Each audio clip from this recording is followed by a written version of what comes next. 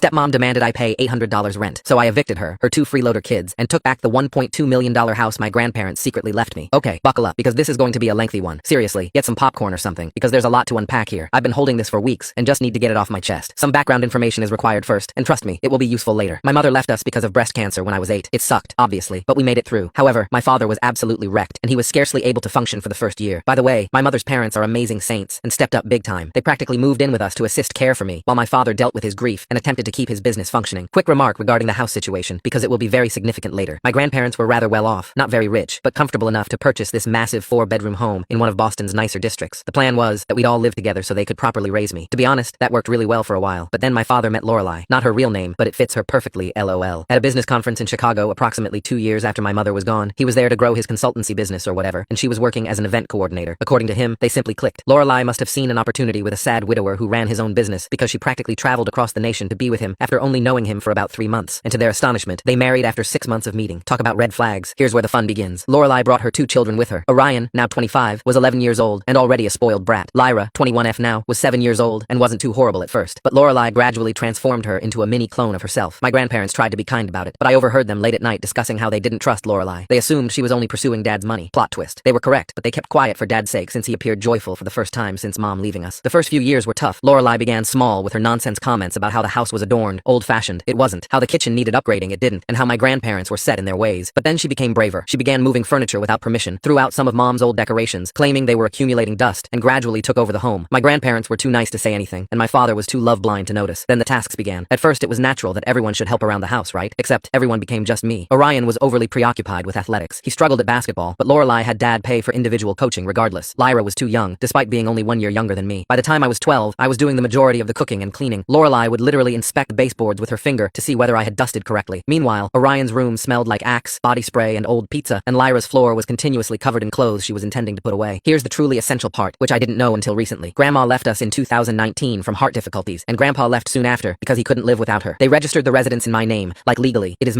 all mine. They must have sensed this drama coming from a mile away and wished to protect me, but I had no idea about it. Nobody told me. Dad was aware, but I suppose he didn't believe it was necessary to mention. Spoiler. It was quite crucial. Lorelei evidently didn't know either, or she would have sought to get her name on the deed somehow. So for the past few years, I've effectively been living like a servant in my own home, cooking, cleaning, and washing everyone's laundry. Yes, including Orion's unpleasant gym clothes, while Lorelei sat on the couch watching Real Housewives and whining about how I loaded the dishwasher incorrectly. Orion graduated from college 2 years ago. Barely. To be honest, I am very sure Dad paid someone off and hasn't worked since. He claims he's trying to be a content creator. However, his TikTok has only 200 followers and is mostly just him executing terrible dance moves, badly. Lyra is in her 3rd year of college, ostensibly studying business, but actually just partying and uploading pretty Instagram photos of her Starbucks cups. Dad pays for everything. Her apartment near university, which she seldom uses because she is often at home, her car, which she has crashed twice, and her credit cards, which she maxes up every month. And there I was, working part-time at Starbucks, taking online classes, doing all the housekeeping, and trying to save money because Lorelei kept implying that I needed to start contributing to the household. The day everything went down began like any other bad day in my house. I just completed an 8-hour shift at Starbucks. Some Lorelei, hey, yelled at me over almond milk, but that's another tale, and I was tired. But of course I had to return home and cook supper, lest Orion get up from his gaming chair or Lyra put down her phone. I'm in the kitchen making this spaghetti recipe I discovered on TikTok, NGL, and Lorelei walks in, dressed in one of her apparently beautiful dresses. I'm pretty sure it came from Ross, but whatever. She has this look on her face that you recognize, like when a teacher notices you passing notes in class. Yes, the one. She takes a seat at the kitchen island and keeps a close eye on me while I prepare. I'm already on edge since she constantly finds something to complain about in my food. Last week, there was an excess of garlic, which is practically impossible. The previous week, it was excessively hot. Then she lays the bombshell on me. We need to have a serious discussion about your living situation. I'm like, what living situation? I have been here longer than you, lady. But she continues, your father and I have been chatting and we believe it is time you started paying rent. After all, you're working now, so it's not fair for you to live here for free while we cover all of your bills. Y'all.